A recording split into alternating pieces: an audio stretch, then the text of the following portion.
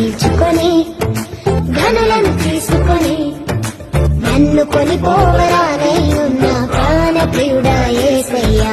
గగనము చీల్చుకొని ధనులను తీసుకొని నన్ను కొనిపోవరానై ఉన్న ప్రాణప్రియుడా యేసయ్యా. నిన్ను చూడాలని